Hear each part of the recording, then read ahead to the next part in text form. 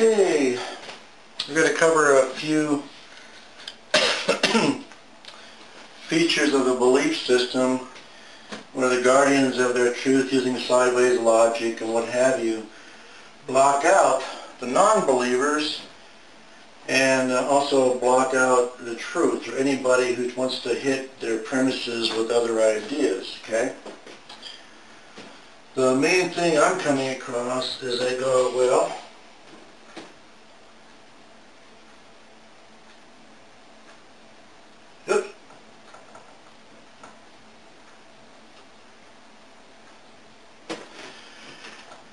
okay, says you don't know anything about evolution because you haven't been through the curriculum.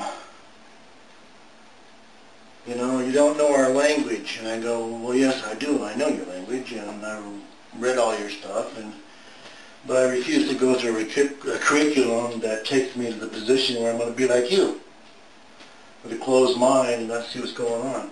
Okay? So the sideways logic, that's always a good one for making a bar. Okay. The fact that they go around and they say, well, it's not, why are you attacking my science? And it's the old thing, not my science. Why are you attacking my science? You know, they try to compare one science with you know, other science, which is, by the way, sideways logic, if you don't know that.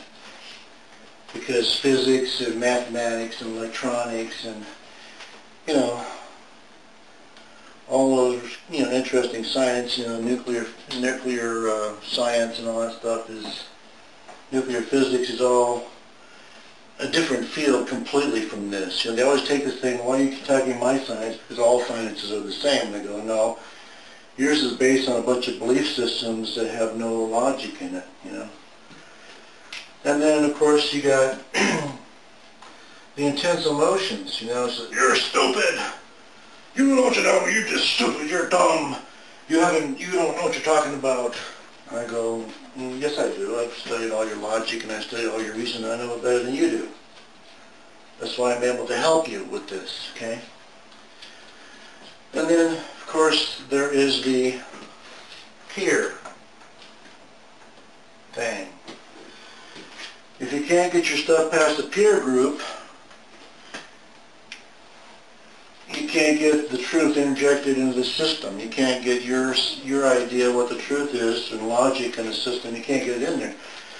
So basically you're blocked out. They have all these guards and bars up, you know, and this is like I like the brown on the outside because it's kind of like stucco, you know. It's got stucco here like an old-fashioned Western gel. You're kind of stuck in there and you're looking out and you're going, man,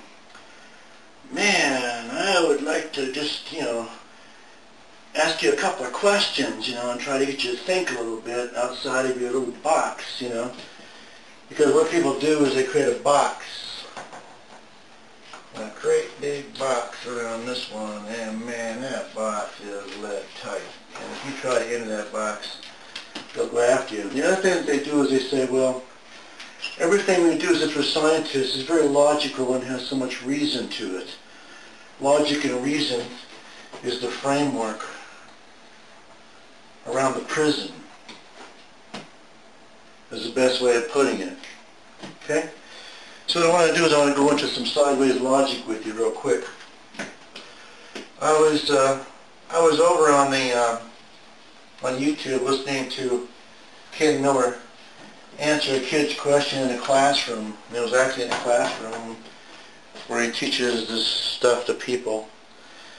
And the kid said, what about these you know, creatures that seem to get smaller? That the old creatures that were there were bigger, and now you got smaller creatures on there, like on an island or something. So you got an island. You can look it up on YouTube, you'll find it there. Here's your island, here's the ocean. On the outside, here's a couple of palm trees and what have you. And there's a big creature on here, okay? It's a big creature with a big head and a big appetite, man. It's going to eat everything it can find and all that good stuff, and it poops out, and And so what he said was that what happens on the island is that the big creatures eat up all the food. And so the food supply runs skinny, and then all of a sudden they get skinny and they get smaller. And so in order to survive on this island, they have to get smaller so they won't die off. And while he's saying this stuff, I got to completely figure out what his logic is, and it's like, it's so ridiculous, it's hard to even believe that anybody could say something that stupid. This guy's got a PhD. He goes around the country talking about stuff. He wrote books on this. People use his books in classrooms. This guy's an idiot. Okay? Here's my conjecture on it, because nobody really knows what the hell happened, okay? They ate up all the food, they all croaked and died. Because guess what? If you overpopulate something and you're fighting for food and you eat up all the food and you destroy the food that's in the area so nothing reproduces, you kill all the animals that you eat, they can't reproduce. You kill all the plants that you eat, they can't reproduce. So guess what happens? You die.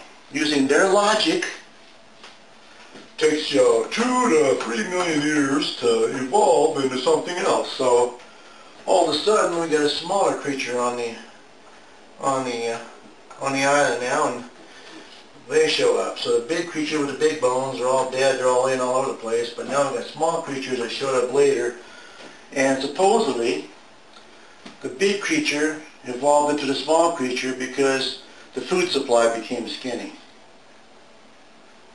Okay? First of all, you know, when the food supply becomes skinny, it's not 2 or 3 million years. It's, you know, a few weeks, whatever it is. When they over-multiply, overpopulate a space where they can't live, they eat up all the food supply. This is like chemistry 101. I learned this the first time I stuck some yeast in a jar. You know, what happens when the food supply goes away? They die. And if they crap all over the place and they have, you know, poison everywhere, it helps to, you know, poison themselves and they die. So he's saying that they actually lived and they somehow magically converted into smaller creatures so they could live on this island. And I go, sideways logic. So he first starts out with answering the kid and says, what is the, instead of answering it direct, here's the question, here's the direct path to the answer, and here's the sideways logic. He comes down here and he goes, well, what's the largest mammal on the face of the earth? And the kid can't answer because he's baffled him. He's trying to baffle him with BS. He goes, well, it's a blue whale. And he goes, the blue whale has never changed size that we know of, and since it's been a blue whale, it's always been the same size. And I'm thinking to myself, what the hell does this have to do with the question? It's called sideways logic.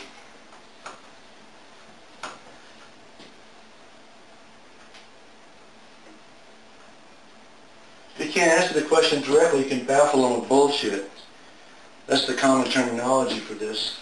So he comes over here and he bounces up and down, bounces up and down, bounces up and down with this logic, and finally comes up with this dumb answer about the fact that they got smaller because the food supply got less. Well, if you eat up all the food, you die. And so my conjecture is a little creature, you know, came along, floating along one day in the ocean, and they decided, wow, look, it's an empty island. I can come over here and there's some food here now because they're all dead and the carcasses have all created fertilizer, and now we got creatures coming back, and the birds came back, and the birds are back in the island, and some, you know, trees are growing or whatever it is. So all of a sudden, nature is reclaiming the island naturally with new creatures. And the other possibility is God could have just popped a creature in there. You know what I mean? I mean, it's like, there's all kinds of premises you can come up with, but nobody was there. Nobody saw this happen. But this guy was so sure with his answer of the blue whale and all this good stuff that they got smaller and so on. I mean, this guy is a nutcase.